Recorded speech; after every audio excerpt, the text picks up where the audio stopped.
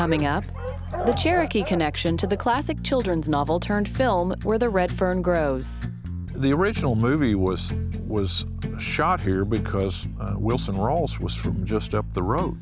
Plus, the capes go back. Historically, DeSoto described these feather capes. Cherokee women were wearing them as late as 1762. constructing feather capes. It's one of many art forms Lisa Rutherford proudly produces, carrying on our ancestors' cultural legacy. And competitive cyclist Hannah Jordan. We race up Pikes Peak alongside the teenager and learn what inspires her. When the lights are completely out and you're on your last breath, what did you leave with the world? The Cherokees. A thriving American Indian tribe. Our history. Our culture. Our people. Our future. The principles of a historic nation. Sewn into the fabric of a modern world. Hundreds of thousands strong. Learning, growing, Succeeding. And steadfast. In the past, we have persevered through struggle. but the future is ours to write. Osiyo. Osiyo. Osiyo. These are the voices of the Cherokee people.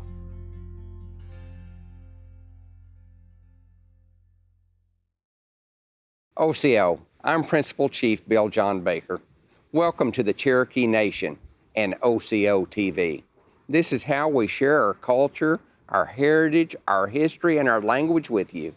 Wodo. Osiyo, it's how we say hello in Cherokee. I'm your host, Jennifer Lauren, at Swannanoa near Tahlequah, Oklahoma. This is the site of an old film set. Where the Red Fern Grows was shot here in the 1970s. We'll have more on that later on in the show. But first, Hannah Jordan is a Cherokee Nation citizen and a competitive young cyclist. We caught up with Hannah as she chases her Olympic dreams that are close to becoming a reality after only 3 years on a bike.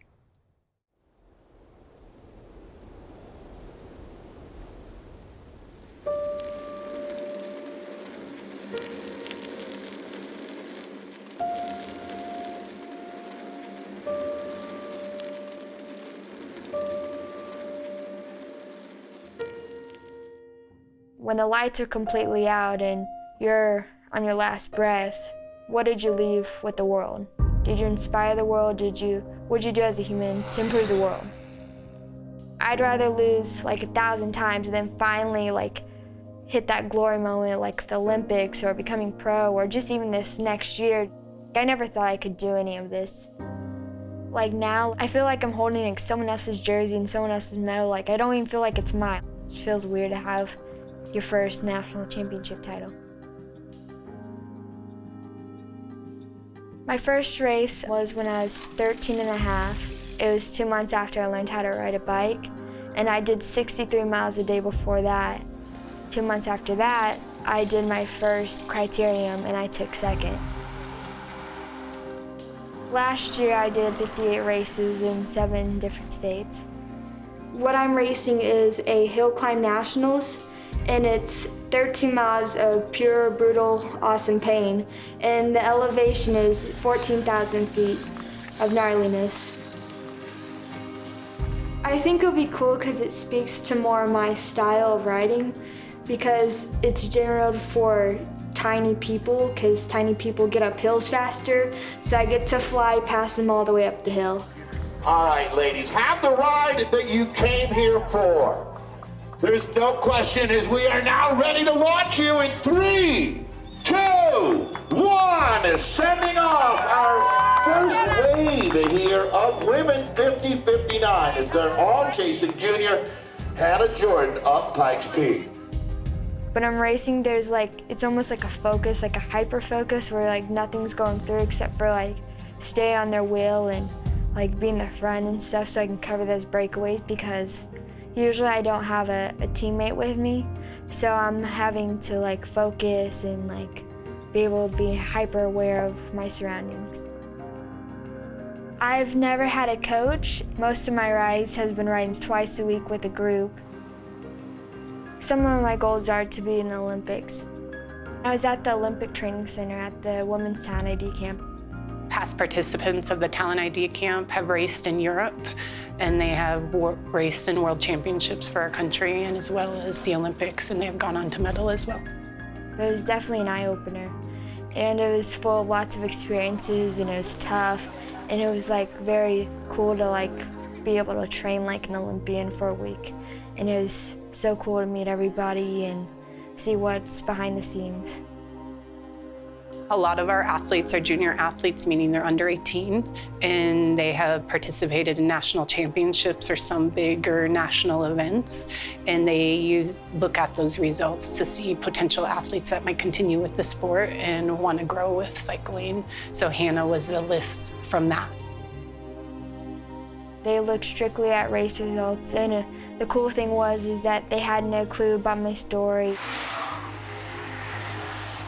When I was little, like no one ever picked me to do anything. It's like I had that fire and drive, but no one ever like touched it because she's the kid with the feeding tube.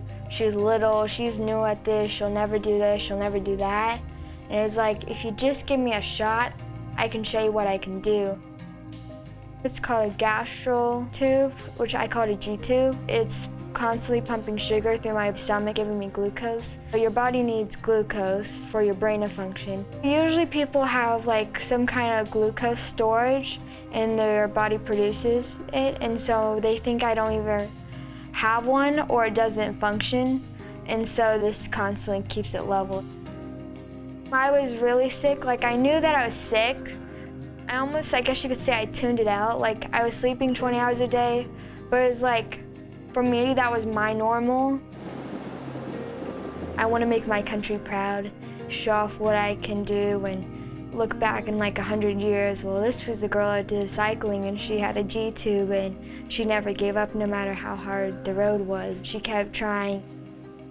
We drove her all over the country trying to keep her alive.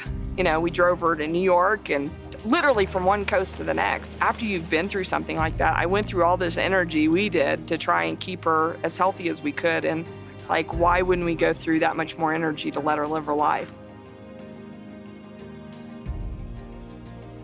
It is kind of mind-blowing. I still can't believe she's going up that mountain. I mean, look at it. It's like, oh my gosh, it's so huge.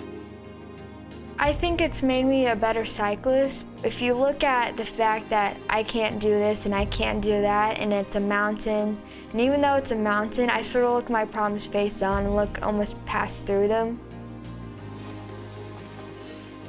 So the hill climb, they lied.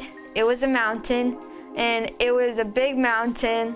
And if you think about it, so it was Pikes Peak, and you had to climb all the way top to the summit. It's 14,115 feet.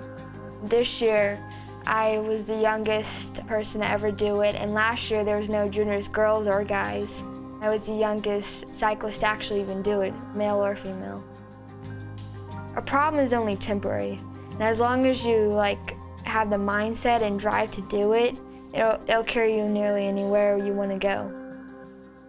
I wouldn't change anything about my life. The journey was hard, but this is just the beginning.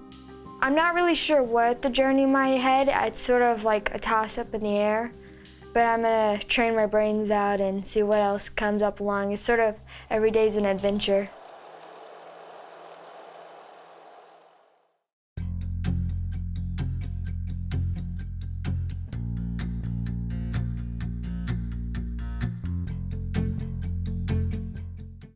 Cherokee artists living here in the Cherokee Nation are a tight-knit group, always learning from one another. Artist Lisa Rutherford has cultivated a love for that learning and passes on as much as she can through living history interpretations.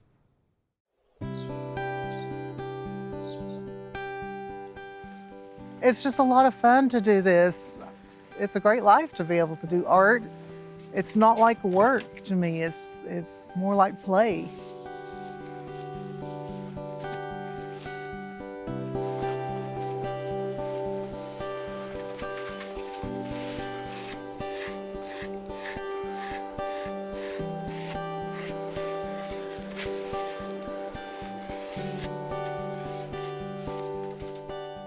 I was born in Tahlequah and raised on my family's ranch, and I grew up on a dairy until I was about 12, and then my family sold the dairy and went to raising strictly beef cattle.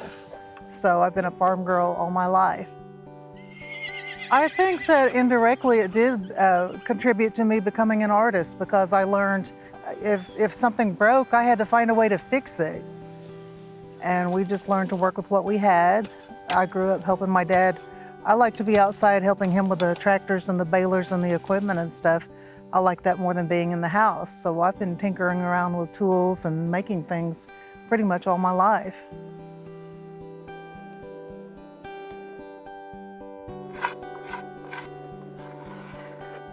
And I was actually an art major in college. I didn't have art classes in school though.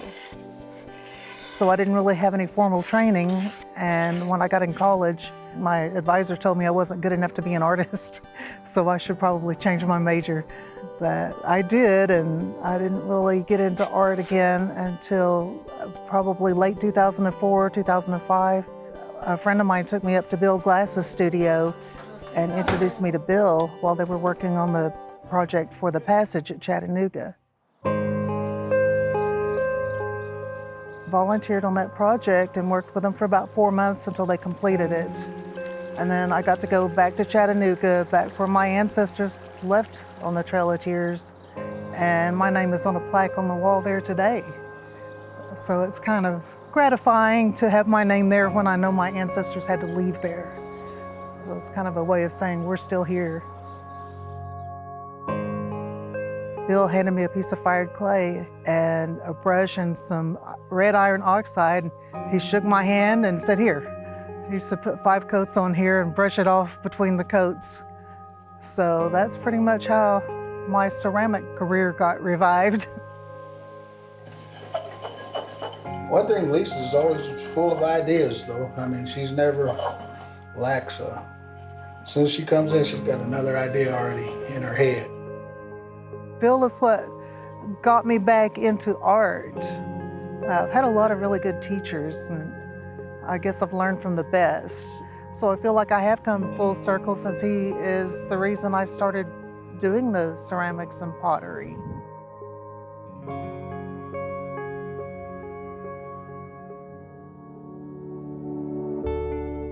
I've been making feather capes since probably 2010. Some of my Eastern band friends started wearing them, and I couldn't afford one, so I decided to try to learn to make my own. And I think I've made 22 or 23 capes since then. The capes go back, historically, DeSoto described these feather capes. The men wore full-length ones. Cherokee women were wearing them as late as 1762, and they're made on a hand-tied net base. And I sew a feather onto every knot in the net. So there's about 750 feathers in them. It's very labor-intensive, time-consuming. I spend a lot of time sorting those feathers. I want them to curve toward the back, so you have to sort them according to size and curve. It just takes a lot of time. I've made them for 2 Miss Cherokees. I've made a couple for some of the Eastern Band's Miss Cherokees, and I have some on the runway now and then. I've been in a few fashion shows. I work at the historic Merle home in Park Hill, and I work as a living history interpreter. I've always been interested in history and the historic arts. I want to know how things were made, and I like to figure out how things were done. A lot of people say, "Oh, you're so talented, you can do all of these things," but when it comes to living history, what I do were things that everybody knew how to do. It wasn't considered art back then, it was necessity. But I enjoy it, and I enjoy working with kids and explaining to them how things are made. I've met a lot of interesting people. I got to travel to a lot of different places to do living history. I really hate to see things lost. I think it's important for kids to know how things are done and to learn. I grew up on a farm, and I had horses, and I was always outside. Kids today, it's really sad. They don't know how to do the things that I grew up doing. It may look intimidating, but these are the steps you go through to make it. You can learn to do this too. So there's always always something to learn.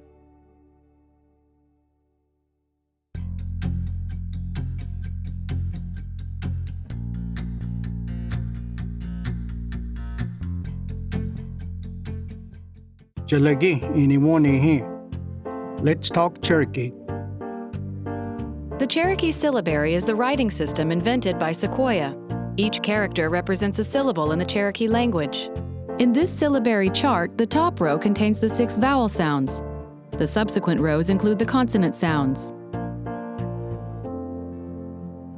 Gaw, Gaw, bread, gadu, Gadu, caw, Caw, duck, kawana, Kawanu, ge, Ge, pie, geliski, Geliski, gi, Gi, dog, gitli, Gisli, go, Go, oil, go in, Go I, goo, Gu, acorn, gule, Gule, ga, Ga, turkey, gana.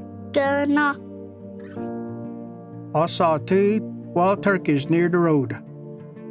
Anitali, Anitali, gana, Gana, inage, Inage, anehi, Anehi, gaji go ai, Gaji Goai, naa, Naa, na nohi. Nanohi.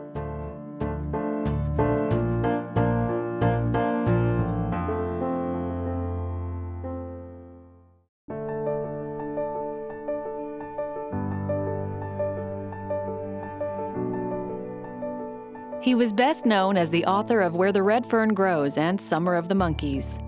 Woodrow Wilson Rawls was a Cherokee Nation citizen who wrote stories based on his childhood, growing up in the hills of northeastern Oklahoma around the Illinois River. As there was no school in his community of Scraper, Oklahoma, Woody, as he was known, was educated at home by his mother.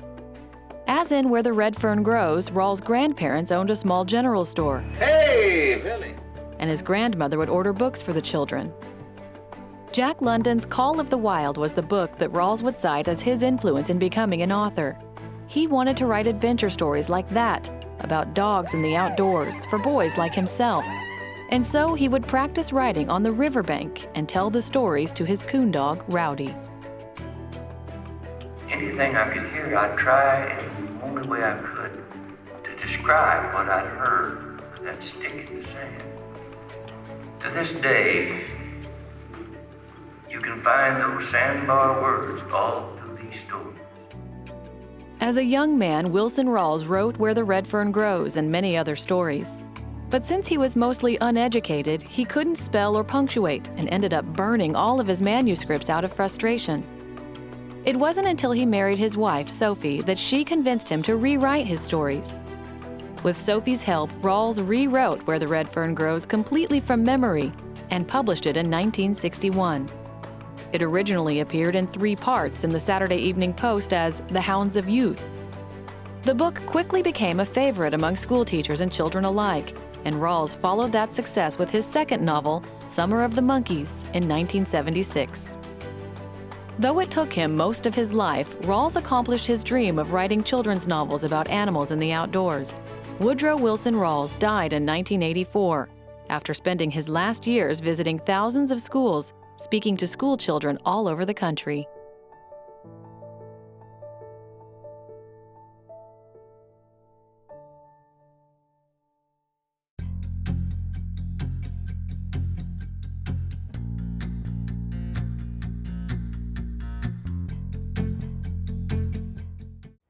The legacy of Wilson Rawls, Where the Red Fern Grows, runs deep here in the Cherokee Nation. It's a story that's woven into American literature and film, and it all started right here along the banks of the Illinois River.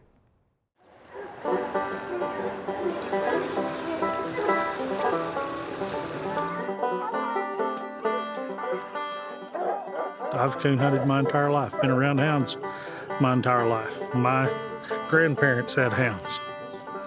Great-grandparents had hounds, so it's something that I've done forever. Well, I'm Bob Riles. I have been a part of this coon hunting club, I guess, since it started And in order to be a coon hunter, it has a whole lot to do with the hound. It is a team of the hunter and the dog. The festival today it's basically because of the movie is why we have it, and several of the people that are here took part in the first movie. I was a little bitty guy, about 9 years old in that movie. Probably the thing that causes so many of us to like to do it is to take a young dog and work with the young dog and then see that dog get to the point where it can run and tree its own coon, which was a lot of what the movie Where the Red Fern Grows was about. All right, I've taught you everything you know. Now we're gonna see if you're coon dogs or if you're not. It's a well-known and well-loved children's book about a young boy and his 2 coon dogs. Where the Red Fern Grows was written by Woodrow Wilson Rawls, who based the story on his childhood growing up in the hills of northeastern Oklahoma. The book was published in 1961, and in 1974 was adapted into the first of several films. When I was a boy, I grew up in the Ozarks of Oklahoma. My folks were poor, and the parcel of land we lived on was allotted to my mother because of the Cherokee blood that flowed in her veins. Except for one thing, I was the happiest boy alive. Wilson Rawls wrote and recorded the narration for the original film. That's his voice you hear in the opening shot. Both Where the Red Fern Grows movies were produced right here in the Cherokee Nation, on land belonging to Cherokee Nation citizens. When you look at Ridgetop over there, all the way around this bowl, at one time this was all owned by my family. Ed Feith showed us around his family's land called Swannanoa, where the movies were shot, and shares his memories of the production.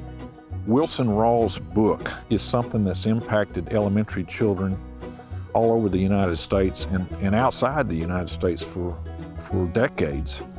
And so it made sense to me as the landowner now in 1999 when they wanted to remake the original movie. Come on. We wanted them to come because anywhere that you go in the United States and you talk about Where the Red Fern Grows, you're going to have somebody that's going to raise up, yeah, I read that book. Yeah. So tell me what it was like for you as a kid. When they showed up, I'd never seen anything like that. They brought in trucks, they brought in trailers, they brought in generators, and they had emergency services, security. It was a big undertaking. The original movie was shot here because Wilson Rawls was from just up the road. While the farmhouse and other structures from the film production are no longer standing, you can visit locations from the original movie within the Cherokee Nation. Jency's restaurant down at the old Qualls store. And then they went up here to a local spring adjacent to the highway, and then they did some things at what was called Dripping Spring State Park, Natural Falls State Park. You know, really, what that book has is a huge sphere of influence on eastern Oklahoma. You may remember Rex Corley. He was one of the actors from the original film. He shared more memories of life on the set. Reuben Pritchard. I was the ornery little kid who fell on the axe and died, and everybody stood up and applauded.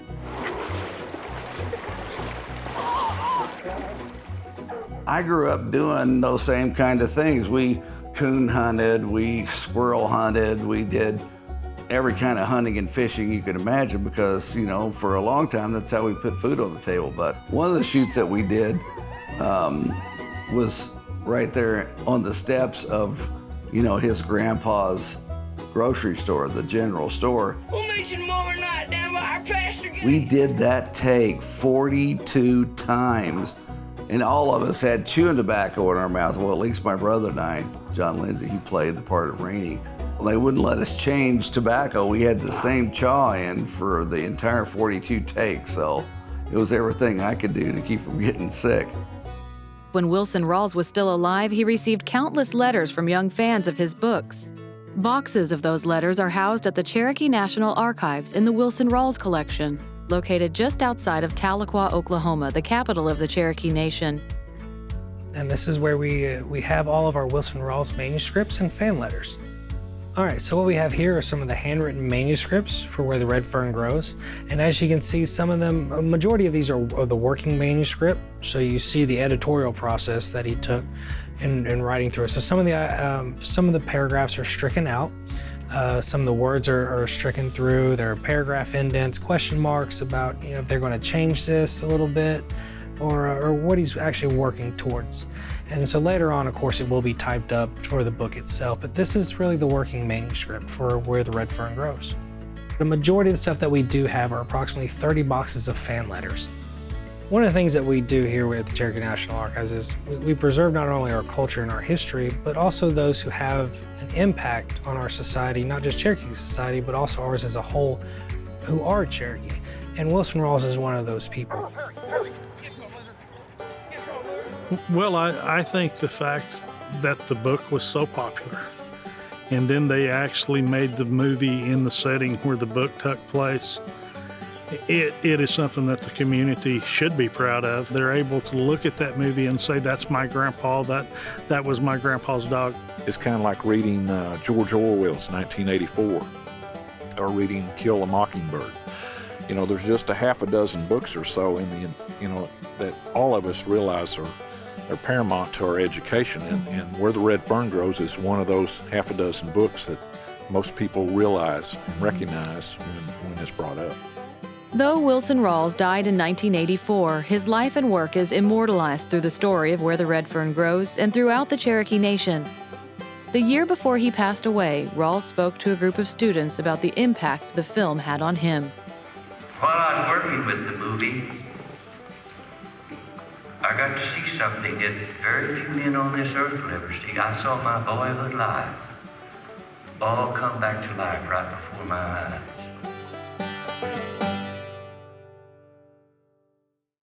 We hope you enjoyed our show and that you'll consider learning more about our tribe at Osio.tv.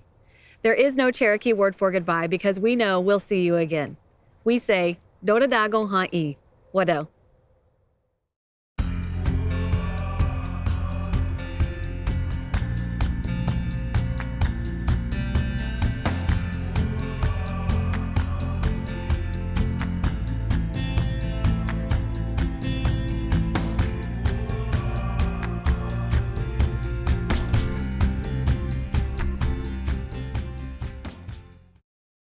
In the Cherokee Nation, news happens every day.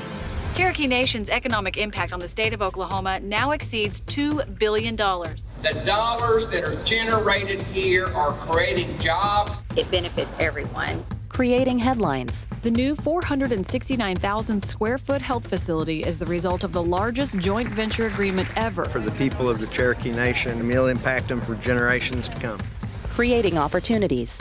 Cherokee Nation employees can now take 8 weeks of paid maternity leave. We have lots of young mothers and young families, and this is something that's very exciting. This year, the tribe awarded $5 million to superintendents from about 100 public school districts. When it comes to education, we're all in it together. Creating a better place to call home. The Wilma P. Mankiller Health Center in Stillwell, Oklahoma, nearly doubled in size. It's going to provide more jobs. For more Cherokee Nation news, visit onadiskoe.com.